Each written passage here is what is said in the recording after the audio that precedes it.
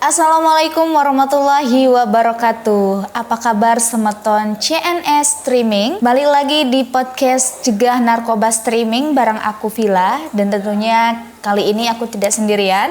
Aku bersama narasumber kita yang luar biasa, menginspirasi kita semua. Ada Kak Arnita. Halo Kak Arnita. Halo. Baik, gimana kabarnya nih Kak Arnita? Alhamdulillah luar biasa baik nih Kak Villa. Alhamdulillah. Tentunya kali ini di episode yang ke-192. Dan kali ini kita ngobrol-ngobrol santai ya. Yang dimana tema kita kali ini yaitu narkotika dan lingkungan. Bagaimana Gen Z memilih masa depan yang bersih, Kak Arnita. Tapi sebelum kita ngobrol lebih jauh lagi ya, mungkin kita ngobrol agak ringan-ringan dulu nih ya Kak Arnita ya. Semisalnya nanti ya Kak Arnita, aku mau tanya. Apa tuh? Aku mau tanya, kalau Kak Arnita sendiri milih unit alam ya, unit alam seperti api, tanah, angin dan lainnya. Nanti Kak Arnita berikan alasan kenapa memilih salah satu benda tersebut. Oke, mungkin dari sekian banyak elemen ya. Iya. Kayaknya aku maunya jadi air deh Kak Villa. Apa tuh alasannya? Kenapa? Karena air itu kayaknya kita nggak bisa kan hidup tanpa air ya. Kayak semua orang butuh air, semua aspek di kehidupan ini butuh air itu. Kayaknya kalau nggak ada air kita nggak hidup. Jadi air itu sangat bermanfaat. Jadi itu sih. Betul sekali. Kalau aku sih milih angin ya. Karena angin tuh fleksibel dan dinamis juga, sama seperti semangat Gen Z saat ini ya, yang terus tetap semangat tentunya buat generasi Gen Z untuk masa depan yang cerah tentunya nih Kak Arnita. Dan tepat banget juga dengan tema kita pada kali ini yang tadi yaitu narkotika dan lingkungan, bagaimana Gen Z memilih masa depan yang bersih. Tapi sebelumnya nih Kak Arnita mungkin bisa dong disapa-sapa dulu semeton CNS yang ada di rumah. Oke, boleh ya. Mungkin Assalamualaikum warahmatullahi wabarakatuh. Halo sahabat CNS ya. Iya, Kenalin, CNS. nama aku Bayi Arnita Hairuzami. Saat ini kesibukanku adalah seorang mahasiswi dari program studi S1 Akuntansi Universitas Mataram nih teman-teman. Nah, di samping aktif menjadi seorang mahasiswi, aku juga alhamdulillah ya di kampus juga emang sibuk jadi asisten dosen. Alhamdulillah kebetulan kemarin dipilih sama salah satu dosen di sana untuk membantu penelitian. Juga aku ikut nih aktif ikut berbagai macam organisasi dan juga kegiatan-kegiatan yang bermanfaat gitu, yang positif lah intinya. Nah, salah satunya adalah Duta Lingkungan ini. Jadi di tahun lalu, tahun 2023, aku mengikuti audisi Duta Lingkungan Nusa Tenggara Barat dan aku menjadi pemenang kategori kreatif. Gitu. Wow, luar biasa ya Kak Arnita. Aduh, menginspirasi banget nih buat kita semua nih, semeton cegah narkoba semuanya. Semoga ya untuk generasi yang seperti ini lebih lagi ya untuk kedepannya. Amin. Keren banget. Tapi ngobrol-ngobrol ya terkait dengan Duta Lingkungan sendiri nih Kak Arnita. Gimana sih? Apa sih ini Duta Lingkungan itu seperti apa dan tugasnya itu seperti apa sih Kak Arnita? Mungkin bisa dijelaskan. Oke, jadi berbicara terkait duta ya, kayaknya teman-teman nih sering dengar kayaknya ya, nggak cuma Duta Lingkungan, ada Duta Bahasa dan masih banyak sekali paguyuban seperti itu ya. Iya. Nah, Duta Lingkungan ini teman-teman jadi kayak mungkin banyak yang belum tahu emang apa sih tugas dari duta. Jadi duta itu teman-teman adalah motor penggerak atau seseorang yang bisa mengajak orang lain lebih banyak partisipasi untuk mengikuti, misalnya kita nih fokusnya Duta Lingkungan. Jadi gimana supaya kita mengajak orang-orang turut andil dalam lingkungan. Nah, kalau Duta Bahasa mungkin dalam namanya aja bahasa gitu. Dia mengajak orang-orang untuk bagaimana sih kita mau belajar tentang bahasa Indonesia yang baik dan benar atau bahasa-bahasa lainnya kayak gitu. Nah, terus duta ini kan kayaknya kenapa sih harus jadi duta dulu? Kenapa? Nah, jadi karena kan kita sudah memiliki selempang nih, udah ada namanya gitu. Jadi kita bisa menginfluence lebih banyak orang gitu.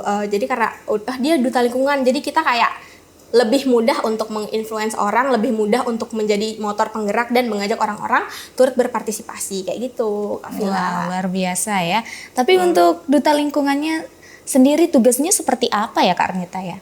Oke, jadi kalau dari Duta Lingkungan sendiri nih sebetulnya kita banyak sekali kegiatan atau event-event yang luar biasa ya, berdampak langsung nih ke lingkungan. Karena seperti yang kita ketahui ya, lingkungan saat ini kondisinya sudah sangat-sangat buruk lah ya, bisa dibilang seperti itu. Nah, kita sebagai duta lingkungan di sini ada tugas yang pertama adalah sosialisasi. Nah, kita selaku duta lingkungan ini kan di situ ada 10 kategori pemenang seperti itu ya. Nah, 10 orang ataupun bahkan finalis juga bisa menjadi pemateri di berbagai macam undangan gitu ya. Kayak kemarin salah satunya adalah saya sendiri, saya pernah diundang menjadi seorang narasumber juga di RRI gitu. Nah, itu kita kayak lebih mudah untuk mengajak orang-orang atau sosialisasi terkait permasalahan lingkungan gitu. Kayak kita tuh ngajakin orang-orang, ayo dong kita harus aware nih masalah lingkungan kayak gitu. Jadi nggak cuma saya, tapi teman-teman saya juga yang lain itu semuanya turut melakukan sosialisasi, mengajak orang-orang untuk berdampak kepada lingkungan. Nah, selain sosialisasi, kita juga tentunya langsung turun aksi nih atau turun lapangan. Kayak kemarin contohnya adalah ketika penanaman dan clean up seperti itu ya. Semisal ada event-event dari Pandawara kemarin, mungkin Villa tahu ya. Nah, itu dia kerjasama dengan pihak duta lingkungan untuk bersih-bersihnya. Jadi kayak kita tuh nggak cuman sosialisasi, tapi kita juga turun langsung gimana kita ikut membersihkan kayak gitu. Keren banget. Iya, betul sekali Kak Rita. Aku lihat sih postingan dari Pandawara Group ya. Keren banget. Itu di mana ya Kak Rita ya? Itu di Lombok Timur, di Pantai Labuan Haji. Di Pantai Labuan Haji. Untuk pesertanya banyak sekali ya? Iya, luar biasa ya, sangat banyak. Karena nah salah satunya juga kan Pandawara ini juga adalah influencer yang emang dia concern di bidang lingkungan. Di bidang lingkungan. Jadi Semeton CNS untuk lebih aware lagi ya terhadap lingkungan kita. Dan selanjutnya ya Kak Rita ya, kalau untuk tantangan atau keuntungannya nih Kak Arnita mengikuti duta lingkungan ini seperti apa sih? Atau suka dukanya ya menjadi duta lingkungan? Kayaknya kita dari ini dulu deh, yang buruk-buruk dulu kayaknya ya. Dari apa sih tantangan menjadi seorang duta lingkungan. Nah, tantangan yang paling terasa adalah ketika ada tempat yang kotor ya, pantai yang kotor, pasti kayaknya yang langsung dimention sama orang-orang, duta lingkungan bersihin dong. Nah, itu sih kayaknya tantangannya yang paling terasa. Padahal menjaga kebersihan seperti itu Kak Villa ya, itu adalah kewajiban dari semua orang gitu ya, bukan dari duta lingkungan saja. Betul. Jadi ketika ada yang kotor atau ada masalah-masalah lingkungan yang langsung di notice ya, yang langsung di mention itu adalah duta lingkungan. Padahal kan itu adalah tugas kita bersama, dan tugas kita sebagai duta hanyalah ya sosialisasi, dan emang kita juga turut aksi. Tapi kan yang membantu menjaga lingkungan itu kan adalah jika tidak semua pihak, duta lingkungan saja yang diandalkan tidak mungkin bisa kayak gitu sih. Itu tantangan yang paling terasa. Tapi ya sejauh ini ya itu aja lah mungkin. Nah, terus untuk apa sih keuntungannya banyak banget ya teman-teman. Kayaknya yang pertama adalah kita bisa melakukan personal branding ya kayaknya. Iya, betul sekali. Karena ini kan gelar ini didapatkan dari proses audisi yang cukup panjang lah ya kayaknya. Nah, itu kita bisa melakukan personal branding ketika kita menjadi seorang pemenang di dalam audisi ini tentunya. Terus juga kita bisa ya mungkin kita bisa membanggakan orang-orang sekitar ya kayaknya, karena sekali. Kita menjadi berkontribusi atau menjadi seorang duta lingkungan kayak gitu sih. Terus banyak sih keuntungannya. Nah, salah satunya adalah it's an honor for me Kak Villa bisa menjadi seorang narasumber di sini. Itu adalah salah satu keuntungan dari menjadi seorang duta lingkungan gitu. Jadi kita bisa diundang menjadi narasumber dan lain sebagainya. Seperti itu Kak. Iya, karena mengikuti pageant kayak gini ya bisa meningkatkan personal branding seseorang. Jadi buat Semeton Cegah Narkoba semuanya yang ada di rumah bisa mengikuti ya ajang-ajang duta, bukan hanya duta lingkungan aja, tapi banyak sekali duta-duta atau putri-putri ya yang bisa Semeton Cegah Narkoba ikuti nih, karena sangat bermanfaat juga buat Semeton Cegah Narkoba. Mungkin kita lanjut ya Kak Arnita, karena kita lihat ya bahwa generasi Gen Z ya. Kalau kita berbicara terkait Gen Z, karena kita juga ini generasi Gen Z ya. Mungkin di sini aku mau tanya nih Kak Arnita, kalau Kak Arnita balik ya ke masa kecil nih, kira-kira Kak Arnita mau mengulang apa gitu? Reminder gitu sih. Kalau balik ke masa kecil, mau mengulang apa? Aduh, gimana ya? Ini pertanyaannya agak-agak ini ya. Mungkin kalau saya balik ke masa kecil ya udah saya mungkin ingin lebih menikmati masa-masa itu ya. Ternyata dewasa tidak seindah itu ya, Bun. Jadi kayak ya udah saya mau menikmati masa-masa kecil yang di mana ya udah kayak cuman main ya kan ya. Main tanah ya. Betul. Main tanah, terus apa lagi? Biasanya kalau kita masih kecil tuh main tanah, saya main tanah. Jauh dari gadget sih Hujan-hujanan juga sih, ya. Iya betul sekali. Karena dulu kita pas masih kecil belum mengenal gadget ya. Kalau sekarang mah masih kecil, masih bayi udah dikasih handphone, gadget. Jadi ya gitu nantinya berdampak pada fisik anak tersebut. Kalau kita dulu mah main-main tanah, bener-bener asik ya, seru banget. Walaupun hujan ya, kita hujan-hujanan gitu, kayak asik banget ya. Ngobrolin tentang Gen Z lagi nih Kak Arnita. Gimana sih Kak Arnita melihat Gen Z dalam menghadapi lingkungan saat ini yang bisa kita bilang bukan sangat, tapi cukup kurang aware gitu? Iya, kurang aware dan berantakan lah gitu ya. Oke nih Kak Villa, jadi kebetulan karena saya sudah dimintai menjadi narasumber, jadi tadi saya sempat searching di internet terkait gimana sih Gen Z itu. Nah, jadi ternyata dari sebuah penelitian 63% Gen Z itu dia memang bersifat kreatif gitu, kreativitasnya tinggi.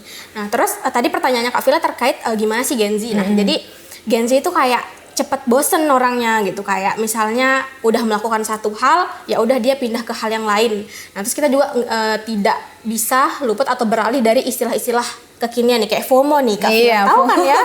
Iya, Villa kayak fear of missing out gitu, kayak takut kehilangan, takut ketinggalan, takut ketinggalan zaman atau enggak keikutan apalah yang baru-baru gitu. Nah, tapi ketika seiring berjalannya waktu, si Gen Z ini kalau udah ngikutin satu tren, ya udah dia akan melupakan tren itu meskipun tren itu bagus. Nah, contohnya tadi kita bisa ke Pandawara itu kan ya, Kak Villa.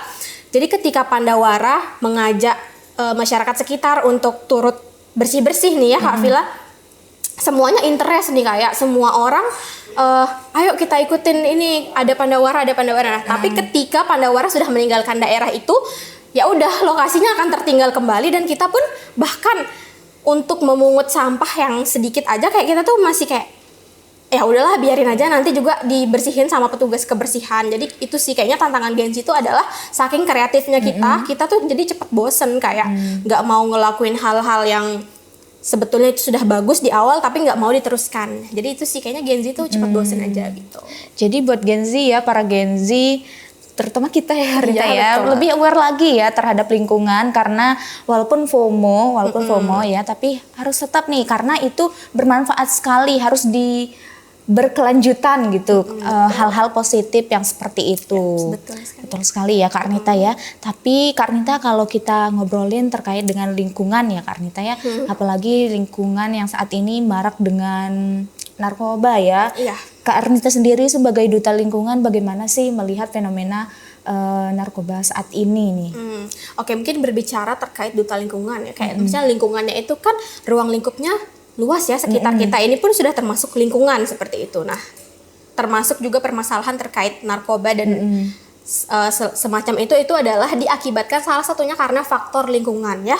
Mungkin kita semua, terutama saya sangat yakin bahwasannya lingkungan sangat berpengaruh ya, bagaimana lingkungan membawa kita ke pergaulan-pergaulan seperti itu. Jadi kayak intinya kalau kita sebagai seorang manusia ya, kayak kita usahakan hindarilah lingkungan-lingkungan yang memiliki kemungkinan-kemungkinan negatif gitu. Jauhilah pergaulan-pergaulan bebas, lingkungan-lingkungan yang mungkin jauh dari klub-klub malam seperti itu, kayak gitu kan, itu sangat-sangat berpotensi bagaimana kita bisa nantinya nauzubillah min dzalik ya, mungkin bisa terkena dengan hal-hal yang terlarang seperti itu sih Kak Villa. Betul sekali nih, buat semuatan CNS yang ada di rumah ya, harus berhati-hati dan harus tetap waspada karena narkoba saat ini sangat mudah diakses juga ya Kak Arnita ya, tidak hanya melalui jalur darat, jalur laut, bahkan sampai jalur udara pun narkoba masih bisa diakses ya. Oke, lanjut Kak Arnita, mungkin ide atau inisiatif seperti apa sih Kak Arnita yang ingin kembangkan nih sebagai duta lingkungan untuk mengatasi permasalahan lingkungan? Oke, mungkin ide apa yang untuk terkait masalah lingkungan atau mungkin juga masuk ke topik kita yang menjauhi narkotika dan obat-obatan terlarang seperti itu adalah silahkan kita melakukan atau mengikuti kegiatan-kegiatan positif ya, banyak sekali. Salah satunya adalah mengikuti audisi-audisi duta lingkungan misalnya, atau audisi-audisi yang lain yang bermanfaat. Ikuti organisasi-organisasi yang mendekatkan kita ke Tuhan, ke Allah Subhanahu Wa Taala gitu. Kayak silahkan mengikuti berbagai macam kegiatan positif dan jauhilah lingkungan-lingkungan yang negatif gitu. Dan juga kita bisa berkontribusi dengan hal-hal kecil gitu ya Kak Villa, kayak nggak usah terlalu ingin yang wah gitu, enggak, tapi silahkan berkontribusi dengan hal kecil kita, seperti menjaga lingkungan dengan membuang sampah pada tempatnya. Terus juga kita mungkin mengusahakan bagaimana kita untuk menghindari pulang larut malam seperti itu, karena kan di samping berbahaya untuk keselamatan juga ya, apalagi kita kalau perempuan ya, itu juga bisa menjauhkan kita dari yang namanya kita nggak tahu kan ya, kita ketemu orang-orang seperti apa di jalan gitu, mungkin kita bisa ketemu orang-orang yang berniat buruk. Nah salah satunya adalah nanti kita bertemu dengan hal-hal yang negatif deh kayaknya, kayak silahkan ikuti banyak hal-hal positif yang bermanfaat, itu banyak banget tuh, itu sih. Betul sekali ya, karena saat ini banyak sekali sih sebenarnya yang bisa kita lakukan, apalagi hal-hal positif seperti mengikuti pageant-pageant Betul. seperti duta lingkungan. Tapi aku dengar ya kemarin duta lingkungan lagi buka audisi. Iya, buka audisi ya. Betul. Jadi kebetulan bulan ini adalah bulan di mana diadakannya audisi duta lingkungan teman-teman. Jadi kayak ya sekarang sudah berlangsung audisinya dan sudah banyak sekali pendaftar ya, luar biasa ternyata. Luar biasa, antusias dari itu termasuk Gen Z juga kan ya yang daftar. Jadi mereka ternyata banyak sekali Gen Z yang tergerak untuk melakukan hal-hal yang positif ternyata kayak gitu. Itu sih Kak Villa. Jadi kayak sekarang sudah tahap audisi dan sedang seleksi untuk Duta Lingkungan 2024. Baik, untuk semutan cegah narkoba streaming yang dari rumah, semoga yang mengikuti audisi nih Betul. bisa lolos ya. Amin, semua bisa jadi juara ya. Semuanya itu intinya semuanya keren ya Kak Rita ya. Keren banget. Dan untuk semutan cegah narkoba streaming yang ada di rumah, mungkin next ya bisa mengikuti ajang-ajang seperti duta lingkungan. Mungkin Kak Rita nanti ditunggu ya semutan cegah narkoba yang ada di rumah. Betul. Oke. Lanjut nih Kak Rita. Mungkin menurut Kak Arnita sendiri ya, bagaimana sih keterkaitan dari isu lingkungan dan penyalahgunaan narkoba? Oke, jadi tadi mungkin sudah sempat saya mention bahwasannya lingkungan dan bagaimana pola hidup kita itu sangat erat kaitannya ya teman-teman. Jadi gimana kalau apabila lingkungan kita positif, tentunya kita akan tumbuh menjadi seorang yang positif. Ya. Mungkin teman-teman pernah dengar deh cerita kisah seorang yang berteman dengan tukang parfum dan tukang besi, ya. Kayaknya nah kalau kita temenan sama tukang parfum kan kita ikutan kecipratan wanginya.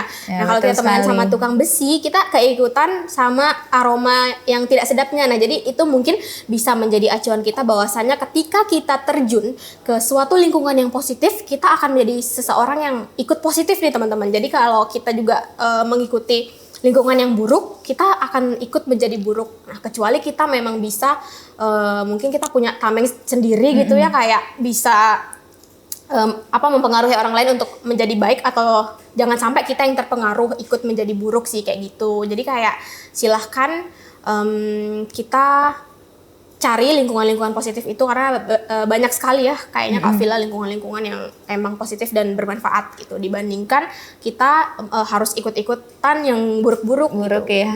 Itu sih Kak. Oke, itu tadi. Tapi satu lagi nih Kak Rita, mungkin boleh dong dikasih tips ya, tips untuk Gen Z, generasi Z, untuk mengontrol keadaan lingkungan dan tidak terjerat dari narkoba. Apa sih tipsnya gitu Kak Arnita? Oke, jadi tips untuk yang pertama deh kayak untuk menghindari narkoba itu adalah kita jauhi yang namanya pergaulan bebas ya, dan juga usahakan jauhi tempat-tempat yang memang terindikasi dengan hal-hal semacam itu, kayak tadi mungkin sudah saya sebutkan yaitu klub malam dan tempat-tempat yang seperti itu ya, itu sangat-sangat berpotensi tadi. Nah terus untuk Selanjutnya adalah tipsnya adalah silahkan kita mengikuti atau melakukan kegiatan-kegiatan yang positif. Nih Kak Vila, ya betul, kayak silahkan mengikuti apapun itu, kayak belajar bareng atau kegiatan audisi atau kompetisi membangun apapun, diri lah betul ya. yang bisa mengembangkan diri teman-teman dan juga personal branding teman-teman kayak gitu. Terus apalagi ya? Kayaknya banyak sih sebenarnya tadi, cuman sih kayak agak ini ya. Banyak sih, benar-benar banyak banget hal-hal yang bisa kita lakukan untuk untuk turut berkontribusi dalam lingkungan. Nah, salah satunya adalah silahkan juga teman-teman dari sekarang, kayak misalnya kan biasanya sekarang kita kayaknya beli air tuh kayak botolan gitu ya. Mungkin kalau untuk lingkungan itu sendiri ya kita bisa membawa air minum sendiri dari rumah dengan tempat minum kita sendiri kayak gitu. Jadi silahkan menyiapkan tumbler ya. Iya betul, apapun itu termasuk merupakan berkontribusi nih Kak Vila. Jadi jangan kira hal-hal kecil seperti itu nggak ada efeknya gitu. Jadi misalnya nih kayak tadi kan tumbler. Jadi bayangin aja kalau misalnya satu orang itu sudah membawa tumbler, tapi dikali dengan berapa juta orang nih di negara kita kan banyak banget ya. Jadi itu bisa sangat mengurangi sampah plastik kayak gitu. Iya, jadi silakan ya. Itu sih banyak banget kegiatan-kegiatan yang bisa dilakukan untuk berkontribusi terhadap lingkungan dan bagaimana kita menjauhkan diri dari hal-hal negatif kayak gitu. Oke, itu tadi tips ya dari Kak Arnita. Jadi kita dapat simpulkan bahwa Kak Arnita ini selain sebagai mahasiswa, Kak Arnita juga memiliki kesibukan yaitu mengajar ya, mengajar. Kemudian Kak Arnita sendiri menjadi seorang duta lingkungan kreatif 2023 dan tadi juga sudah di-spill ya bagaimana ide atau tips-tips lainnya dari Kak Arnita. Untuk Semeton Cegah Narkoba, streaming yang ada di rumah, jangan sekali-sekali menggunakan yang namanya obat-obatan terlarang atau narkoba. Jauhi narkoba dan gimana Kak Rita? Lakukan banyak hal positif. Baik. Karena dampak buruk dari menggunakan narkoba itu banyak sekali ya Kak. Gitu. Baik, mungkin sampai di sini dulu ya obrolan kita Kak Arnita. Mungkin next kita bisa ngobrol lagi ya di podcast kita, BNN. Siap. Ya, oke, kami tunggu ya next selanjutnya Kak Arnita. Baik, itu saja podcast pada pagi hari ini. Kurang lebihnya aku Vila dan aku Arnita pamit undur diri. Wassalamualaikum warahmatullahi wabarakatuh.